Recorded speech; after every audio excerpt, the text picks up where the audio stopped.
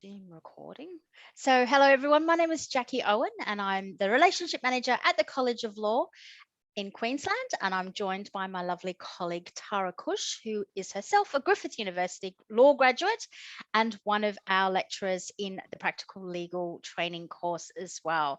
So we're here to have a chat to you. We want to make it very informal, so feel free to pop questions in the chat or turn your microphone on or raise your Zoom hand and let us know if you've got any questions as we go along, or certainly at the end there's time for questions as well. So I did ask everyone who was here a few minutes ago to pop in the chat where they are in their course. So feel free to do that. So we've got some people finishing in 3 weeks, in 29 days, and someone's about halfway through. So it's really great to chat to everyone, no matter where you are in your law degree. I love talking to first years, I love talking to final years and everyone in between, because I think it is important to come and hear this information throughout the course of your law degree, because things change, but also you'll pick up different bits and pieces as you go along. So it's great to hear information a few times, and you certainly will understand, you know, more and more of it the more you hear of it. So 3 more years, double degree. Wow. Cynthia, what's your double degree in? That's a big commitment, isn't a double degree, but it also makes you doubly as employable. Law and business, what a great combination. That's fantastic. So there's lots of options for you there. I think that's one of the most powerful combinations you can have. Do you think, Tara, that's a good combination to have? Yeah, not as good as law and science. But... Oh, is that what you did? No, it's amazing what you can put with law and how that second string to your bow can, you know, really underpin and support you in maybe specializing in a certain degree. So we certainly have had lots of students come through with double degrees in law and business, and lots of them are working in the big four or in big corporates, and they wear their law hat and their business cap at the same time. And sometimes they're sort of a lawyer with a business background, and sometimes they're sort of in the accounting or the business space, but with that legal background. So it is really powerful if you've got opportunities, even through your electives, to add on some extra things like business or technology or science, and you never know where it can take you. So excellent. Well, welcome everyone. We'll get started. And as I said, this is a conversation to let you know more about PLT and hopefully allay some of those nerves as you step out into the profession from Griffith University. And Tara, as one of our lecturers, is going to chat through some of the details about the course in terms of how it's set up in terms of assessment and the work that you have to do, and to explain how it all runs and how it is different to university. But please feel free to ask some questions as we go along. So I'm going to share my screen. I think I always press the wrong one. Can you see that one all right there, Tara? Yeah. Yeah, excellent. Okay, so I'll just pop that up and see if I can get the chat box up there too, so I can keep an eye on. And if there's any questions in there, Tara, that I'm not seeing, just feel free to let me know as we go along. Okay, so let's get started. It's popped up on my other screen. So, okay, so here's one we prepared earlier. Here is Kiara Grace Kelly, one of our wonderful Griffith University graduates and one of our poster children for the College of Law. So we love Kiara. She's a collaborative family lawyer now in Brisbane, so doing some amazing work. And she's maybe in her second year of admission post-graduation from the College of Law and also Griffith University. So some of you might know Kiara. If you don't, feel free to connect with her on LinkedIn. She would love that. Sorry, there we are. That's a bit better. I can see that better now. So can you probably, okay. So hopefully most people have an understanding about what it takes to become a lawyer. So you can't actually call yourself a lawyer with just a law degree in Australia. There's more requirements than just a law degree. You certainly it's essential that you do have your law degree, of course, but if you are calling yourself a lawyer or a solicitor without having been admitted as a practitioner and having been through the practical legal training process, you can get yourself into a little bit of trouble. Even calling yourself a graduate lawyer, QLS has a bit of information about this on their website in their ethics area, and we have it printed on the wall at College of Law, because there's really no such thing as a graduate lawyer. You're either a graduate with a law degree before you have started your practical legal training. So you might be called a clerk, or so there's various other job titles, but you can't actually have the word lawyer or solicitor in that title. Or you've been through the process, and yes, you might be a recent law graduate, but then you are an admitted lawyer, so you can't actually combine those two without having gone through the admissions process. So your law degree is step one. So some of you are 29 days from obtaining that qualification, so that's super exciting. And then you will add the next layer, which is your practical legal training, which gives you a graduate diploma of legal practice, which is another qualification that you will have. So you'll hang those both on the wall next to each other. And so we take your theoretical knowledge that you've learnt at law school and add another layer of learning, another layer of knowledge that is very practical. So instead of learning about the law per se, that like you did at law school, you'll be learning those practical skills will get you up on your feet, and you'll be practicing being a lawyer and doing the law. And most of our students say that that's very fun. So they get to the end of that first week and they were like, oh, I was a bit nervous about PLT. I wasn't sure what to expect. I knew it would be different from uni, but I really enjoyed being able to gain some practical skills or enhance my practical skills, add that to my theoretical knowledge in a safe, secure environment, to gain feedback and to give themselves confidence to go out as that entry level lawyer, to be able to do their jobs with some confidence. Of course, you won't learn everything during PLT and at uni. Law is a lifelong learning process, and you will hone and develop and add to your skills and knowledge and technical abilities, especially in the first few years, but certainly throughout your career. So that's the second thing you need to add. And then you need to go through a process with the admissions board, declaring yourself and proving yourself a fit and proper person. You will then stand up in court in an admissions ceremony, and there was one that was a week ago, actually, last Tuesday, and someone will move your admission and declare to the court that you should be admitted as a legal practitioner. And you'll take an oath. Everyone says that as a group in court. So all the new lawyers sort of stand in one area, the movers are in another, and you do stand up one at a time. Your mover will say some words. You don't have to say anything on your own, but then you take an oath, a couple of oaths at the end as a group, which is always quite fun. Some groups are very sing-song and in time with each other, and some groups are like blah, blah, blah, all over the place. So it's always funny to hear which situation it's going to be. Then you'll exit the courtroom and you'll sign the roll of solicitors. You will receive your practicing certificate in due course from the admissions board, and that's when you can call yourself a lawyer or a solicitor. So that's the process that you will go through, including your PLT. So as I've mentioned, it's very much exactly what it sounds like. It's adding practical legal skills to your theoretical knowledge that you've learned at university, and you get to experience introducing yourself to the court, examining witnesses, and drafting lots of legal documents that you'll be submitting to your boss in a mock work situation. Of that person is, of course, your lecturer, and they will give you feedback on that work, and you'll have the opportunity to put that feedback into your work and improve it and resubmit it if that is the case. So Tara will explain that shortly. So entry requirements into practical legal training. So in Queensland, you can have completed your law degree, which some of you are super close to doing.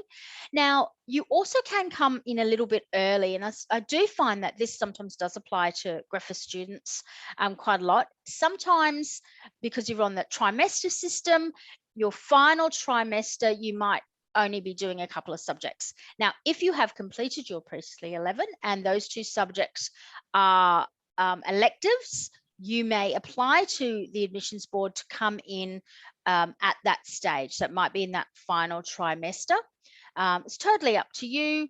You know, a lot of our students have completed their law degree, but we do have quite a few coming in a little bit early as well. So just have a think about what else you've got on your plate, what other obligations you have outside of study with work and family and other commitments. Also maintaining your wellness, and think about whether you'll wait till you've completely finished or whether you want to come in early. It's totally up to you. At the College of Law, we do have courses starting all the time, so you actually don't need to wait that long for the next course. I like to divide our practical legal training program into 3 parts. 1 is coursework, 2 is work experience, and 3 is continuing professional education. So let's break those 3 bits down and talk about them further.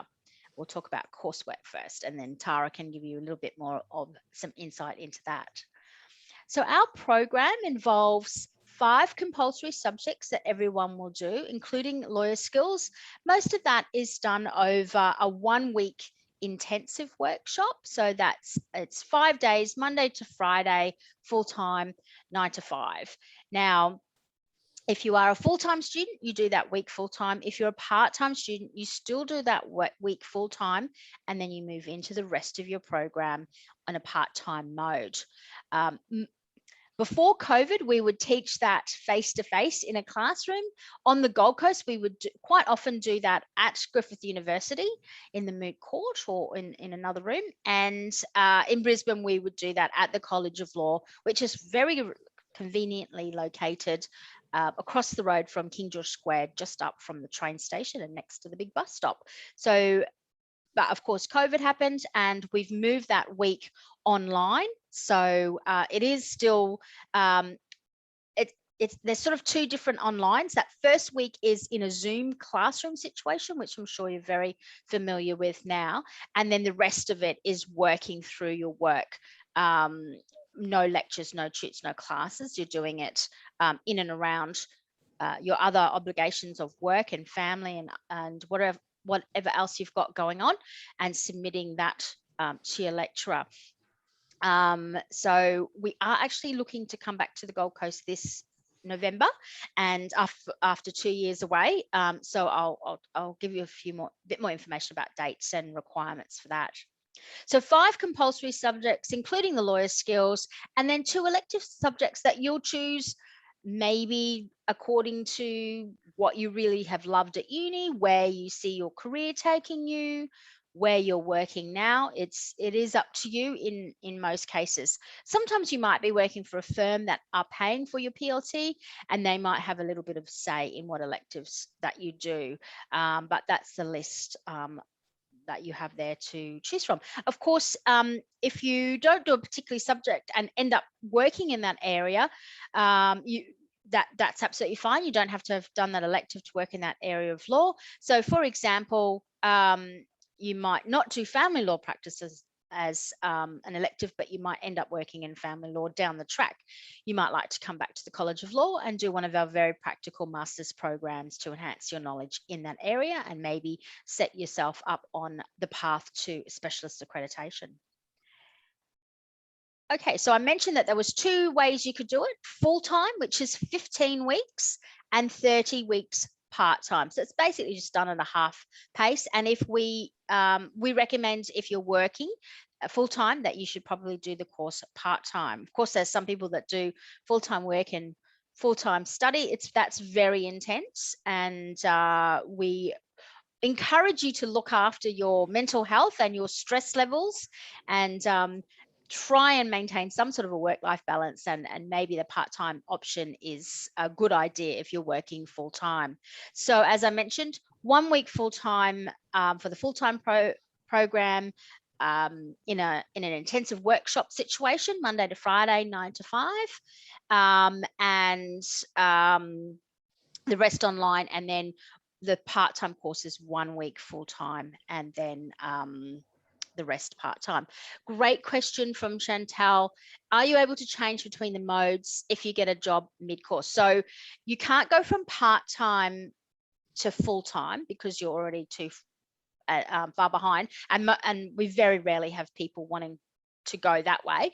Full-time to part-time, yes, you can. It kind of depends when it is in your course. So most of the time, you can make that change for free by the end of that week 1.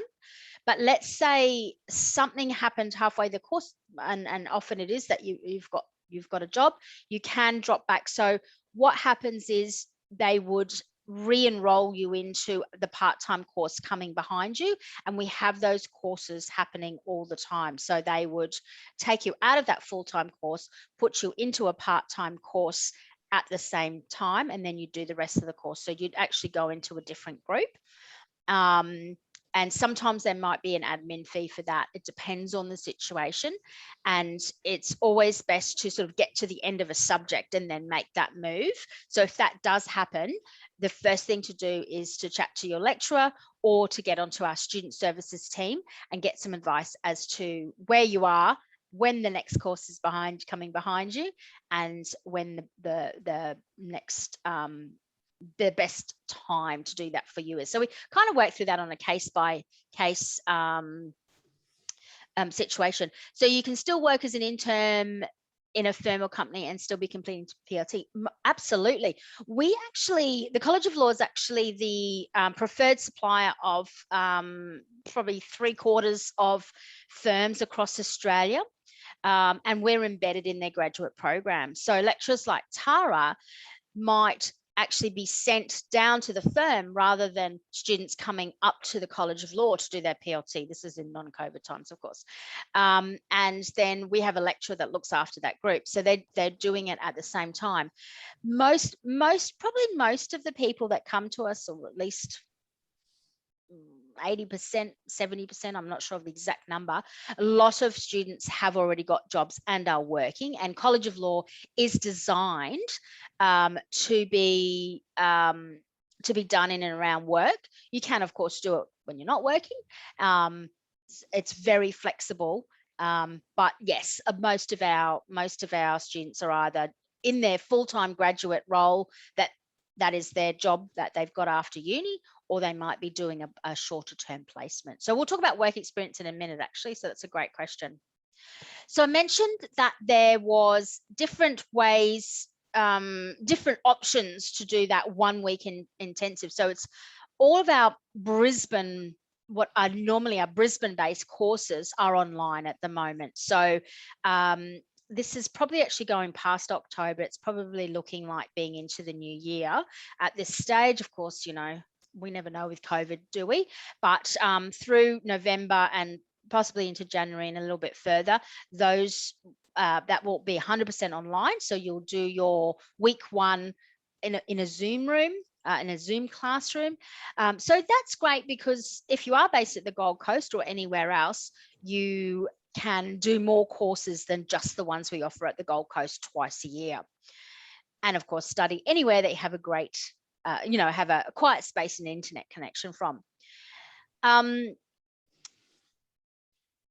The blended program is where that week 1 is in a face-to-face situation, and then the rest of it is online as usual. And this is our pre-COVID situation. So at the moment in November, which is our next, what we call our regional intake. So the College of Law, pre-COVID, we would teach all of our Brisbane-based courses that week 1 in the city, in the Brisbane CBD. And then we would also teach those Gold Coast, Sunshine Coast, Rockhampton, Toowoomba, Cairns and Townsville. So we're pretty much one of the only providers that go, so many places in Queensland. Now, we're trying to bring that back for November, which is at the end of November. So if you are on the Gold Coast or wanting to do that week one in a classroom situation, because you might know that, well, one, you might be overdoing things online. Two, you might know that that's how you learn better. Or three, you just want to meet and connect with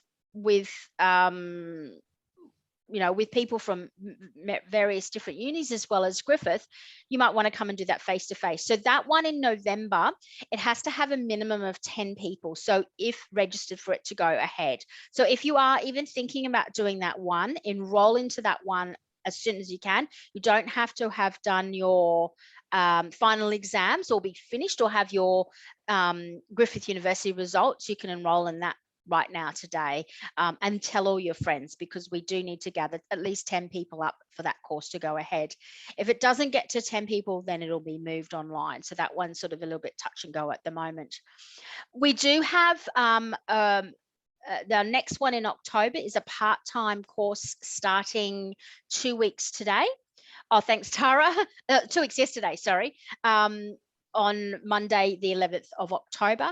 We will then have some full-time and some part-time options for you in November in Brisbane, and also in our regional intakes at all those places, including the Gold Coast.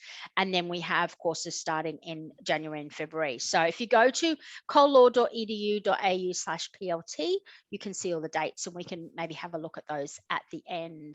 The next full-time, so unfortunately, Chantel, the next full-time started this week. So there's one in November. Tara's just looking it up for you, I believe. So she'll put that in the chat.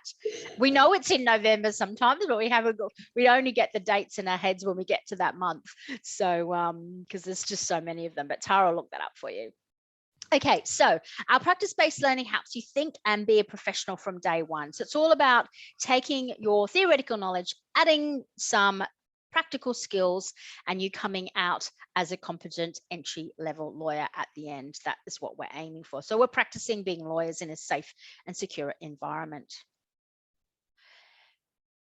So as you can see, we've got, I don't have to show you what a Zoom classroom is, but you can see this is what it looks like, same as at uni. You're all online together. You have to have your camera on, and you have to be interacting and engaging. We have to put our hand on our heart and promise the admissions board that you were there and engaging and interacting, because it's an interactive workshop, the same as what you would be if you were in at the College of Law. So we have breakout rooms, we have activities, and you come and go and come and go. So Tara will break you into groups and send you off into breakout rooms, and she'll pop between the rooms, and then you'll all come back to the main room and discuss what you've done, and then you might go away and do stuff and come back. So we try and make it as interactive and engaging as possible. We've been getting great feedback about how it is, a really interesting way to learn. College of Law has obviously been teaching online for a long time.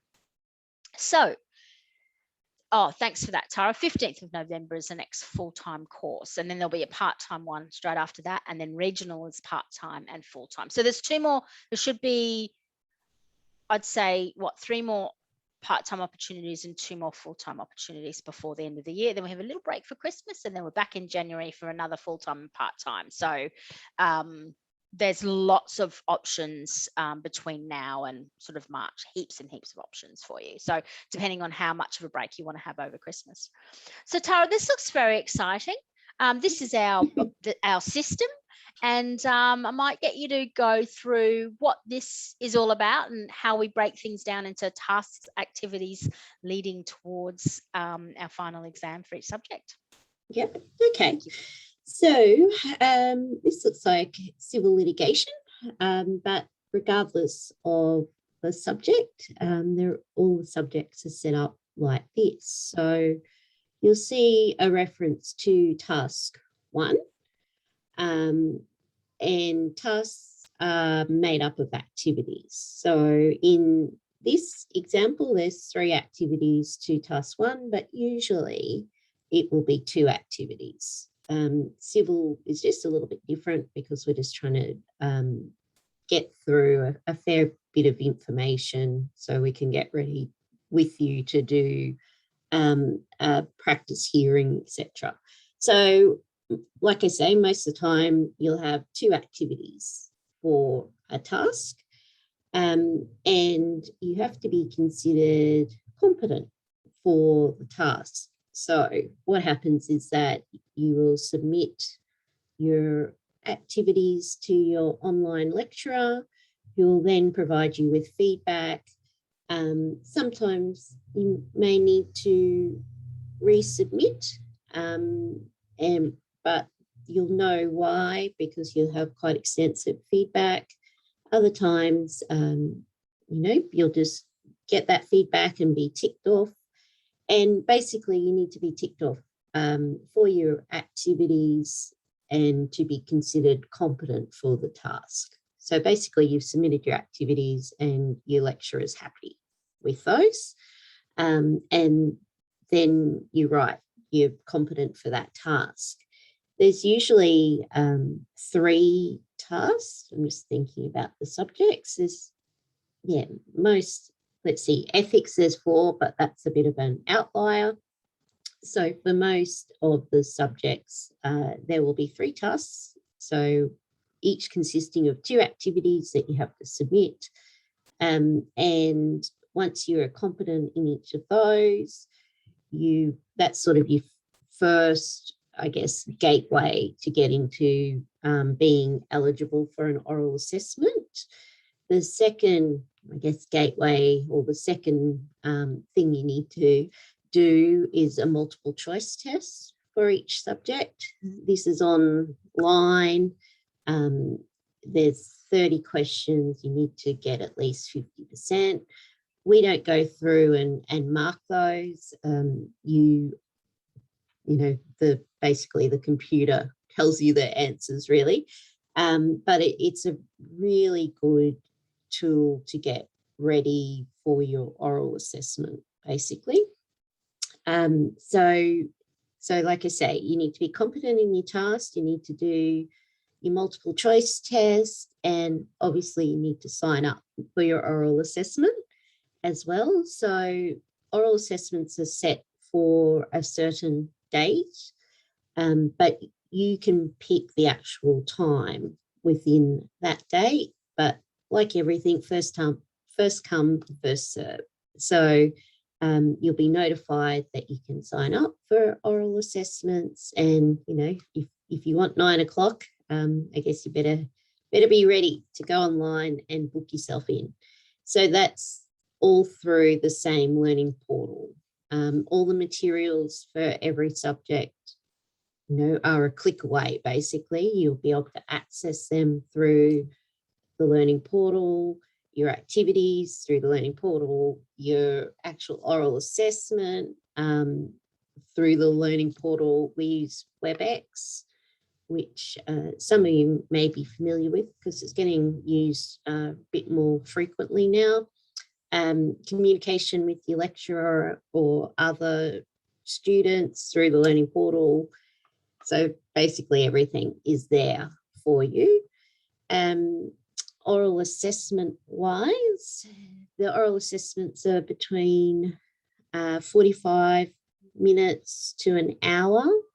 And they basically, we cover obviously what you cover in your activities and your tasks, but we try to develop you or get you to stretch your mind a little bit further as well. But there should never be any surprises. All questions will be basically extracted from the materials which are available for you through the learning portal, like I keep saying. Also, with your oral assessments, it's grading like you're probably used to. It's pass, credit, distinction, high distinction. I should go back a minute. And so your activities that make up your tasks as you're going along, you're not actually graded on those. They're used as, I guess, a learning tool for you. So you submit those, we provide feedback on those, and the the idea is that you then take those activities and that feedback and use that, in your oral assessment, basically. So it's also too, I should say, with the activities, like Jacqui's just taken us to, activity 1 is your 1.2, sorry, in civil is a letter of advice to the client. So you're providing them on prospects of success for a breach of contract claim, in identifying the evidence you might need, limitation periods, taking the client through the court process. And if all of that sounds foreign to you, do not worry, because it is all in the materials. So we do letters of advice, we draft applications, affidavits, we look into some enforcement once we do obtain judgment. What else do we do in civil? Drafting claims, statement of claim. So it is all practical, well and truly stuff that you would have to do, really pretty much your first day at work.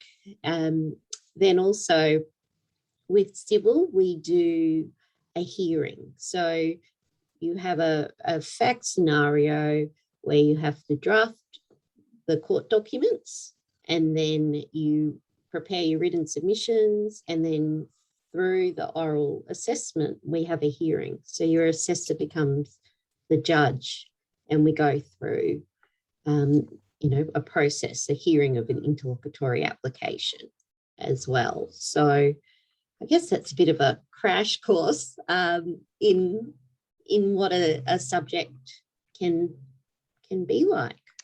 Absolutely. Thanks for that, Tara. That's a great summary. So basically, you'll have activities that are broken down into tasks, and you will literally follow the bouncing ball.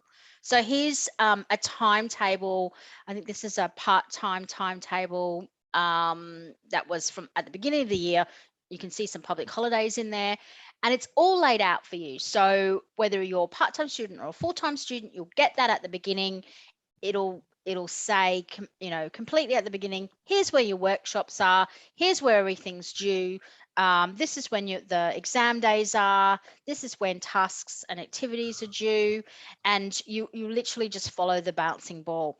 Now, and as we had mentioned before, a lot of people might be working. If something comes in up at work and sort of interferes with you maybe being able to get some assessment in, you just immediately communicate that to your lecturer. So you might send Tara an email saying, hi Tara, this is the situation. I'm not going to be able to get this piece of assessment in on Friday. Would I be able to have a small extension? And Tara might say, sure, how does Tuesday night sound? That'll give you the weekend.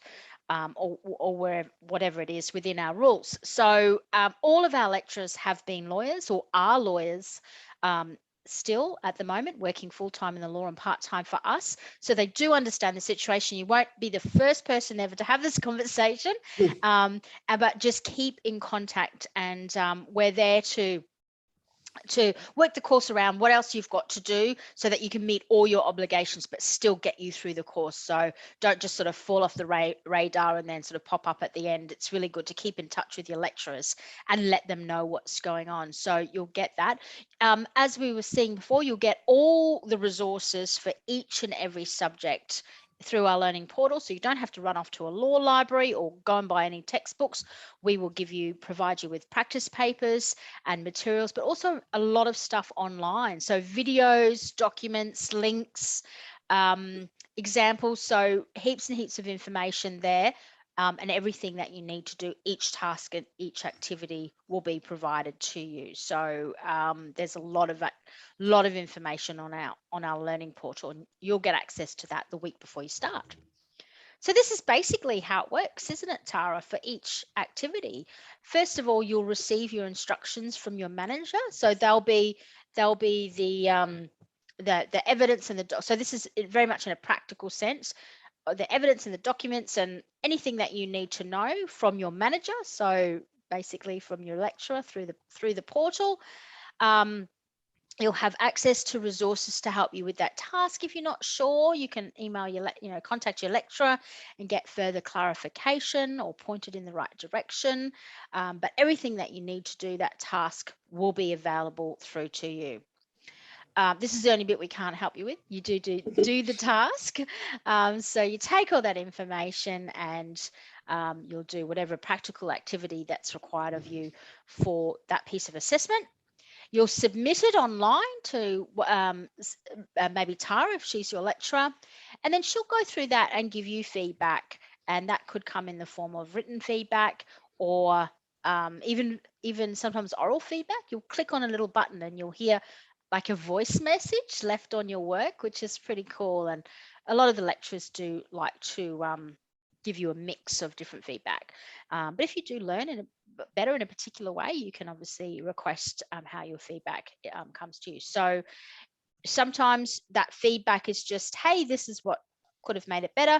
Sometimes it will be you have to resubmit that piece of work incorporating that feedback, and it's really important to reflect on that feedback as well. So the lecturers are there to get you through that body of work and make you better, basically. Make it so that when you do it in real life for your boss or in front of a judge, you're going to be confident. You're still going to be nervous, but you're going to be confident in what you're going to do. I think someone said yesterday at a chat we had with our new group of PLT students, and it was one of our graduates that came back to have a chat. She said, even my boss who's been doing law for 30 years still gets nervous when she goes to court. And she says that if she wasn't getting nervous, she wouldn't be doing a good job. So, you're not going to be the only nervous person in the room, but what we want to do is give you confidence so that you can stand up and know what you're doing.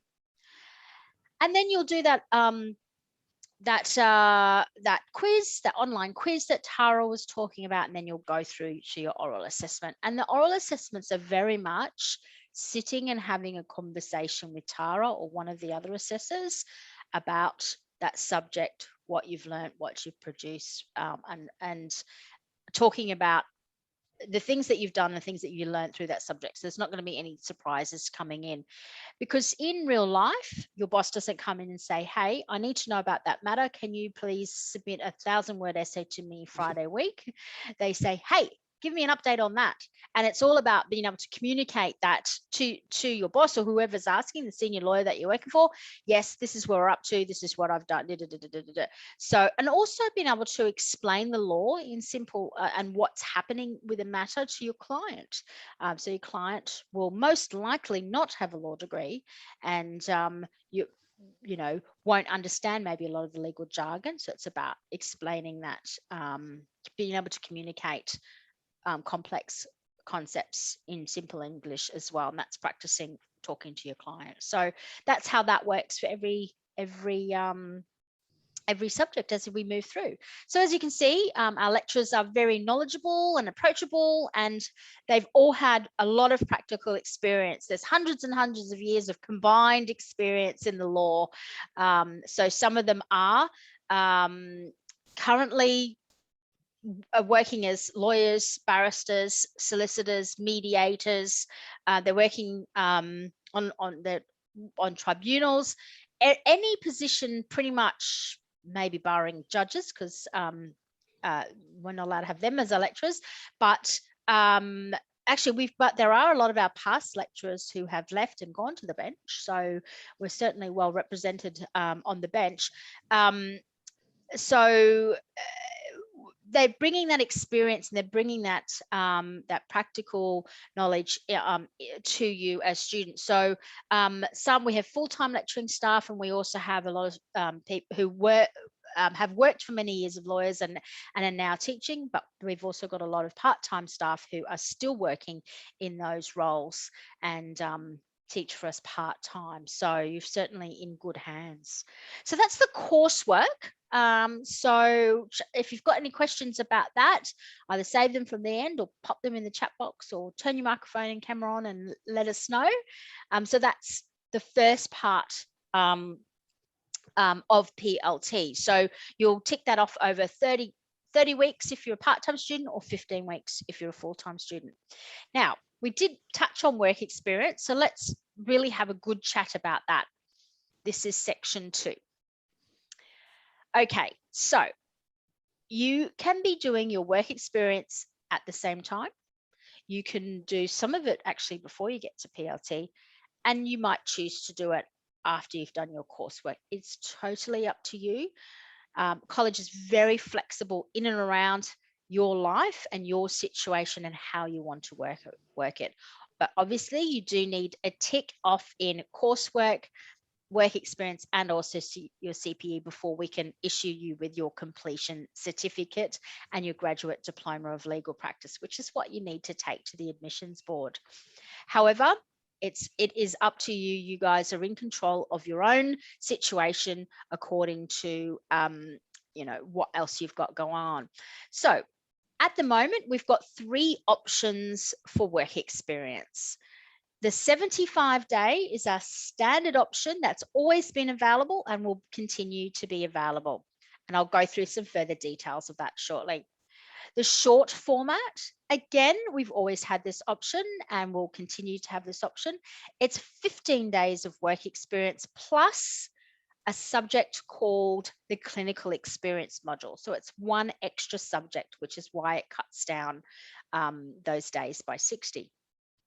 Now, the COVID option is 0 days of work experience with a subject called an in-practice component, where you are matched with a very experienced mentor and who is a legal practitioner and has had a certain number of years experience, and they mentor you through a body of work. So it's an extra subject that sort of mimics the world of work.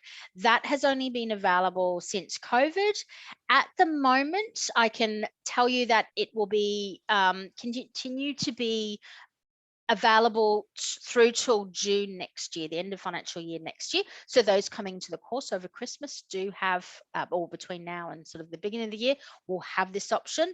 Those that are maybe halfway through their course, it won't be available when you get there. So it kind of, hopefully, because that will mean COVID's not over if it's still available. So let's say, fingers crossed, COVID's in our memory, long in our memory, and this option is not available. So let's go through them.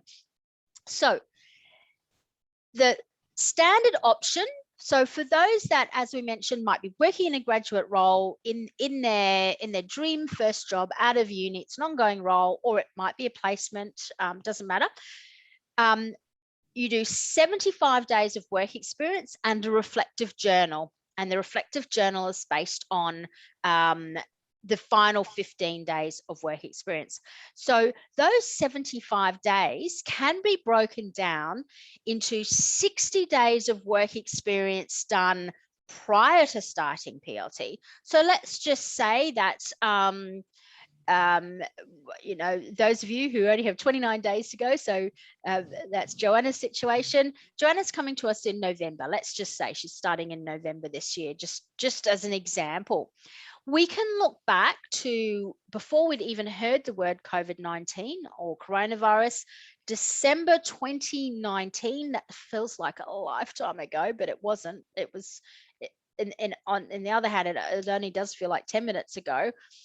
Between November 2019 to November 2021, if Joanna can find 60 days of legal work experience, this does not have to be at the same employer, she can claim those towards her 75 days.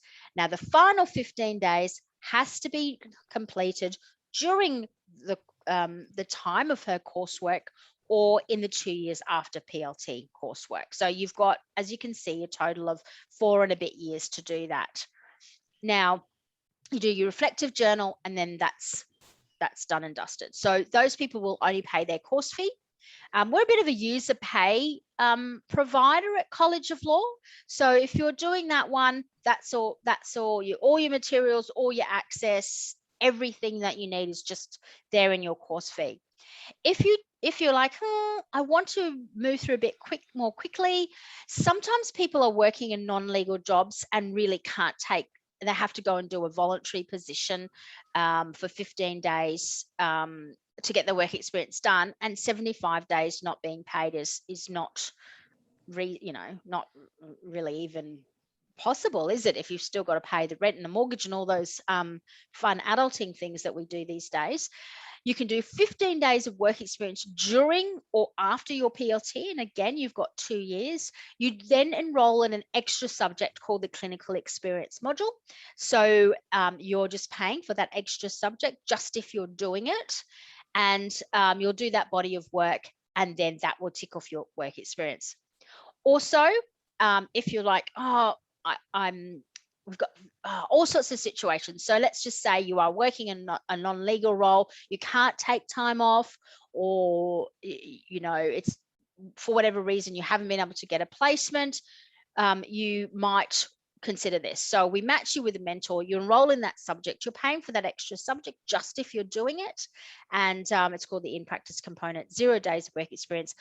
The clinical experience module and the in-practice component will all, they're official subjects, so they'll have a start date and an end date and some assessment throughout that. So those are your 3 options. We actually have found that the in-practice component, we had a huge demand for it last year, but I think it's a good sign that the demand for that is actually decreasing. It means that people are finding roles out there in the profession. So that's really exciting to know, and probably hopefully give some of you that are graduating a little bit of confidence about what's going on in the profession as well. So what counts? So any role where you are part of the legal process. So not an admin role. So some people say, oh, well, I'm working in a firm, but I'm on reception. You're not a part of the legal process, even though you're within the legal sort of environment. And it's a great role to get throughout university, because you're Johnny on the spot there for when a entry-level role does come up. But you might have done a summer clerkship, paralegal work, volunteering, a placement with legal aid, working for in-house, so you don't have to be in a firm working with external clients. Your clients could be your colleagues within the same organization. You might be working within a tax or legal division of an accounting firm, working in government. A lot of people do judges associate positions for that first year. Might be working with a barrister, working in government or semi-government departments, and assisting tribunal members. So what we're looking to see is that you have had exposure to clients, you've done legal research, you've drafted documents, and you have had use of a file management system. It doesn't really matter. Chantel, you'd have to put BAS agent. If that's more accounting, it's not going to. You'd probably have to put an application in. We're not authorized to say yes or no about whether that counts. Nobody actually cares what Jacqui or Tara thinks. I'm sorry. So you can put an application into, but what we're looking to see is that you've drafted legal documents. You have done some legal research. You have had exposure to clients, and you've used a file management system. Okay, so you have to be doing legal work within that, working within the legal division of a chartered accounting firm, not the accounting part of it. You have to be working under a legal practitioner who's usually got a practicing certificate. Not always though. Sometimes government lawyers don't have it. Judges will not have a practicing certificate, but they can obviously sign off as an officer of the court. So if you want to get your work experience assessed, you can fill out the forms, which are available at collaw.edu.au/downloads. So see that slide at the bottom? You can just see that little website, replace PLT with downloads with an S on the end. And there's a application for work experience, and then also a declaration. So one saying, hey college, this is what I'm doing, and then the final one is saying, hey college, I've finished. Great Question from Marcus: how do you prove the exposure to clients? Okay, you don't have to actually prove it because a lawyer is signing off. So have a look at the oh great, Tara's just put that work experience application up there, which you might like to have a look at as well. Basically, you're signing to say, I believe I've met the rules, and you've of course read the rules and you understand the rules, and your supervisor is saying, I, as an admitted solicitor, do declare that this person meets the rules, and I recommend that they should be admitted as a fellow legal practitioner. And they've obviously read the rules and they're signing off. So they're signing to say, yes, Marcus meets the rules, and the rules say that Marcus would have done those 4 things: exposure to clients, file management system, legal research, and drafting documents. So you don't have to do a breakdown of, okay, well, I did 10% of this and 10% of that. You just need to make sure that you have done it, and you're signing a declaration to the court that you've done it. So I think it's a great idea when you start working, or when you start your PLT, to go to your supervisor as you're starting PLT and say, because they'll want you to be admitted and they'll be expecting this conversation, hey, as you know, I've just started PLT. I'm really excited. It's the next step in my career, blah, blah, blah. Now, I would like you as my supervisor to sign off the declarations. How should we go about this? So some of your, if you've been working somewhere for a long time, they might just say, yeah, chuck the forms in my in tray when it's time, and I'm happy with that. Some people might say, that's a great idea. Let's sit down and go through things. And you might print out the rules. We've got on that downloads page, we've got like a handbook for students and a handbook for supervisors, and they'll go through the rules and go, oh, okay, so yes, you definitely do this, you definitely do this. Oh, you haven't had that much exposure to clients. All right, this is what we're going to do. Let's make a plan to get you that exposure and get you interacting with clients a little bit more. So you might go to a few more meetings and have some bit more direct exposure. So don't just chuck those forms under someone's nose at week 15 or week 30 and say, hey, I need this today. Can you sign off? Lawyers are trained to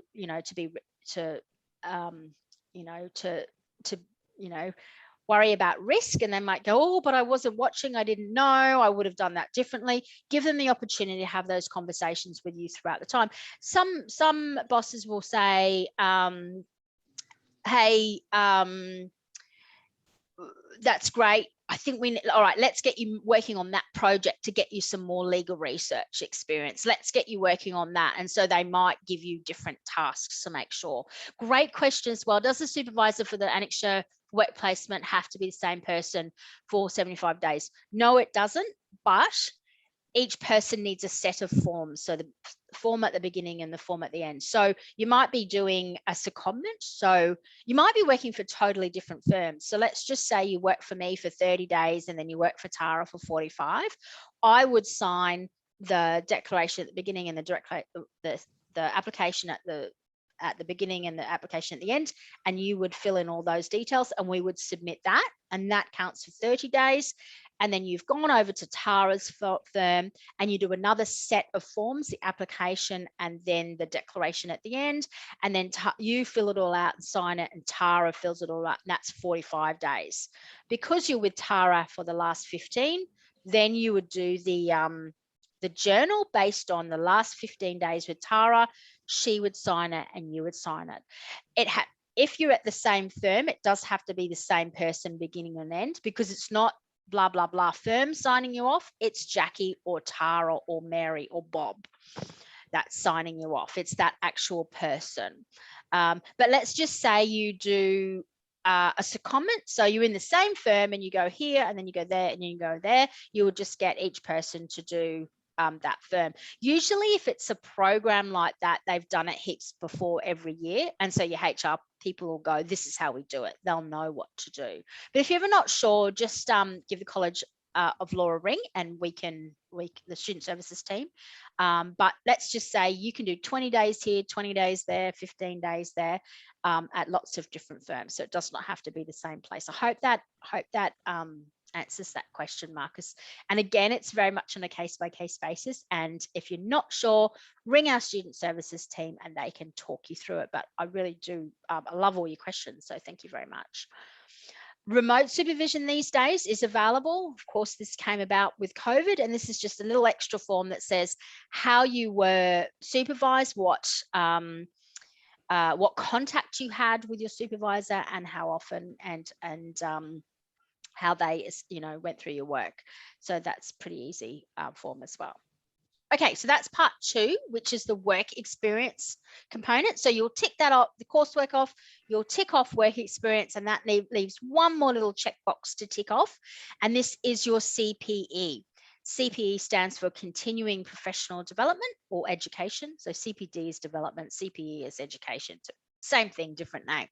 So as a lawyer, you'll have to do this every year to maintain your practicing certificate. So we practice it in the College of Law. So you will do 10 modules. We give those modules to you and you work through them, and you'll get a certificate of legal, tech and business skills.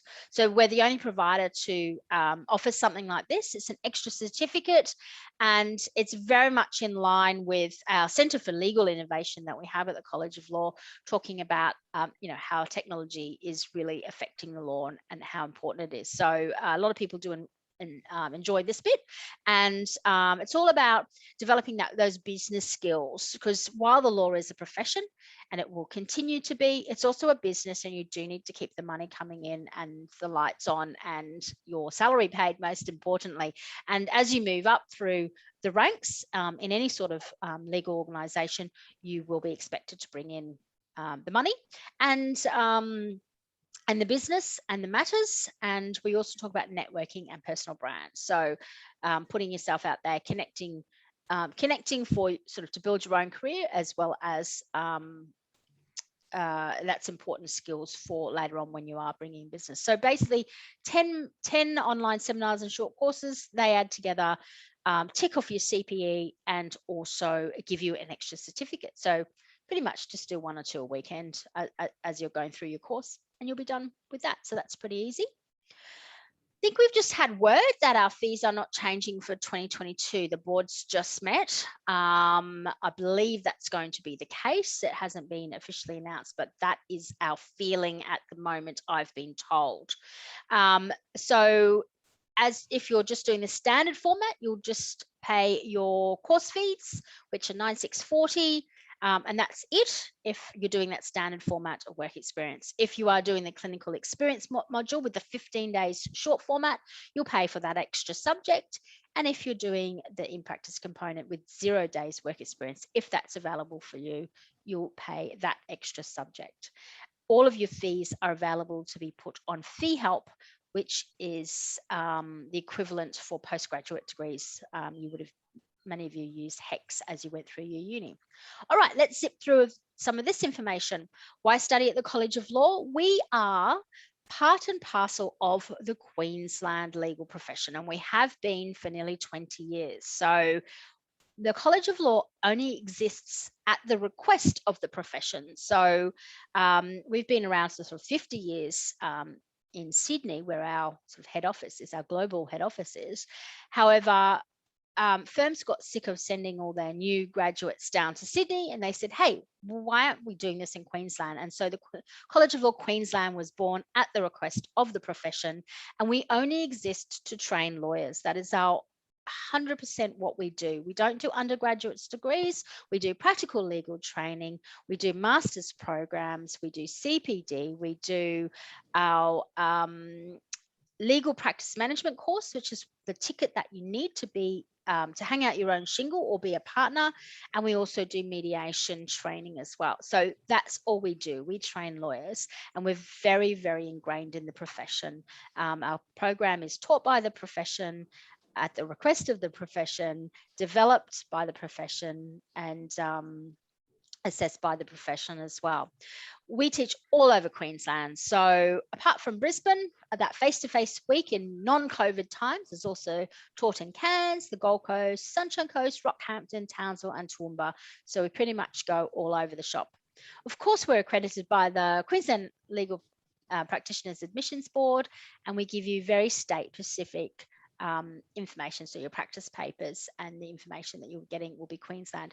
Now, that's not to say you can't be admitted in another state. You absolutely can. There's MOUs, Memorandum of Understandings, between all the different states. So you can also get admitted into other states having done the Queensland course. Very connected with the profession. It's very flexible. So you can study part-time or full-time depending on your situation. It's very practical. You're learning by doing real world tasks and learning from the profession and getting that feedback from the profession. And it's a safe, secure environment for you to make mistakes, gain feedback, and make yourself better. And we have a bazillion intakes per year. So maybe not a bazillion, but we have a lot. And there's pretty much, I think April, I want to say April, is it March or April? No, April's the only month we don't actually have an intake, but there's sort of one right at the end of March and some sort of beginning of May. I think it's like 6 weeks is the longest we go between courses. And we have part-time courses starting all the time, full-time courses starting all the time. We also do an evening course, which instead of doing one big week, we break that down into lots of little sessions on a Tuesday and a Thursday night throughout a few weeks. And we also do an on-campus one, but only in Sydney. So if you are an international student, there is an option there for you. But pretty much we have courses starting all the time. So that's really exciting. And we do obviously teach face-to-face in all those locations, including the Gold Coast. We also have just employed a second career support person. So you'll have one-on-one access to one of our career advisors, the lovely Susan or Ruth, and they run workshops all the time, and they're all free and they're all online, and you're actually got access to some of those now, and there's some really great ones coming up. So if you follow the College of Law on Facebook, you'll see what's happening. We are the preferred supplier to PLT supplier for 16 out of the top 20 international firms. So if you end up at one of those firms, you'll come to us in due course. And we're the largest provider of practical legal training in Australia. And you can come back and do your masters, and we'll even give you 2 credits. So 8 subjects become 6. You do that. We have 4 intakes a year. For master's subjects, it's very, very, very practical, and you can apply that knowledge straight onto the matters on your desk, and it'll take you a year and a half to do a very practical master's program, which is a lot of people use as the first step towards accreditation. I would love to connect with you on LinkedIn. So please, if we're not already connected, please send me a LinkedIn request. There I am, Owen Jacqui. Jacqui Owen has taken Jacqui Owen. I'm a bit cross about that, but never mind. And please follow the College of Law on LinkedIn and Facebook as well, just to find out what's happening in terms of free webinars and seminars and employability stuff that you could be doing. Now I'm going to stop sharing and come back to you and see if there's any questions, because I have a master's in tax law. Chantal, let me get back to you on that one. Not sure. I'll let you know. I'll Google it straight after this. Well, I'll look it up on our website. We do have a business law one that's just started. Off the top, I can't tell you off the top of my head, but I'll look that up for you. Do we have any questions about PLT that Tara and I can answer? If you do think about anything a bit later on, feel free to message me.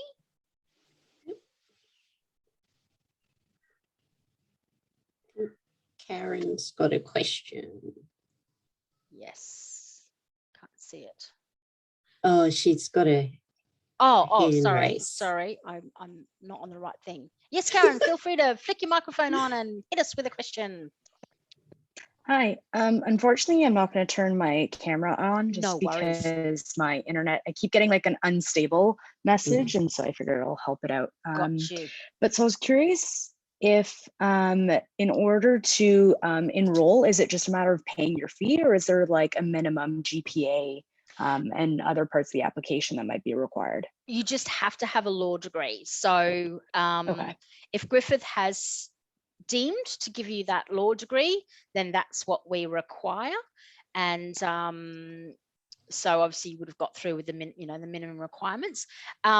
You can enroll now. So let's just say you're in your last couple of subjects and you guys are coming up to exams like we talked about just before. So you got 2 more weeks of classes and then 3 weeks of swap back and then exams. You're not going to get your results till a little bit after that. So you can enroll now. So you do like a provisional enrollment and you basically just give us all the information. There'll be a bit where you have to upload your results, but you'll release those to us when you get them, and then you'll move in. Okay. Now, I think we've had 2 cases in the last, 5, 6, 10 years, whatever it is, where people, so it's very rare, where people go, oh my goodness, I've failed. So they might have already started their PLT. So what happens is they pause their PLT, they go back to uni, repeat that last subject, pass that subject, come back, and then we just move them into another course, and then they pick up where they're left off. But that's very rare. And most of the time, if you're on the border of not passing your final subject, but you can certainly enroll, pay your fee, and then move into PLT. Pretty much a lot of people, sometimes we literally have people doing their final exams on a Friday and starting with us on a Monday, no break. So that's obviously up to you. We have so many courses starting, there's ample opportunity to have a Christmas break and start with us in January. But yeah, it's just a matter of paying that. If something happens and you don't quite get through, then we just pause it and move you to another course down the track. Does that answer that question? Yeah, thank you so much. No And just real quick, if I can, another question. Yes. I was curious if you provide scholarships. There is a scholarship going at the moment. Look, they're very few and far between scholarships, to be honest. If you are interested in family law, and we'll be starting between this October and basically next October, there is a family law one. It's on our Facebook page at the moment, and it's with Flipper, which is the Family Practitioners Law Association. So if you have any interest in, I've put it up on my LinkedIn as well. If you have any interest in family law, I would recommend applying for that one. They also, you get your a scholarship for your College of Law fees, and Flipper also matches you with a practitioner for your work experience. It's if you've got any interest in family law, apply for that one. Awesome. Thanks so much. And thanks for this presentation. It was super informative.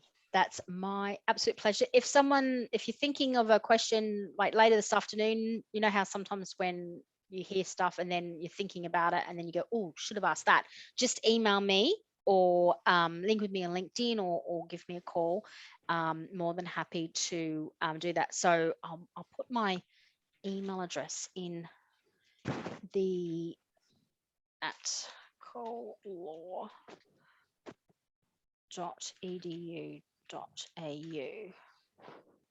That's my email address. I might just go back to share screen, and I don't want, hold on, stop share. I'll just take my slides down, and I'll go to I'll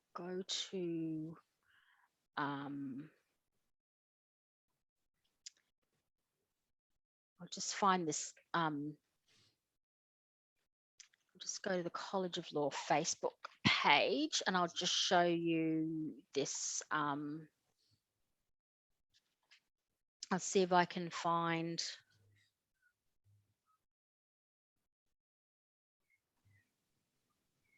Maybe if you're interested in that, I'll have to find it. If you're interested in that scholarship, email me and I'll send you a link just to be conscious of time. But it is on our Facebook pages, on my LinkedIn. I think it's on the College of Law LinkedIn. It's a lot of places. It's also on the Flipper website. So that's Family Lawyers, FLP, yeah, Family Lawyers, Family Law Practitioners Association. That's it. I've got it. You get there in the end. You gotta see what you can do. So it's on their website, and that's open now. I think it's actually closing on Friday. So if you're interested in it, get on it now. And if you can't find the link, email me and I'll send it to you. But I really do encourage you. Look, it's one of those ones that's only been running for 2 years. Not too many people know about it. If you've got any interest in law, just apply for it. It's actually, your odds are quite good. It's only open to Queenslanders. So that's an exciting one. You heard it here first. Excellent. Well, if you've got no more questions, thank you, Tara, for your time. Really appreciate you joining us.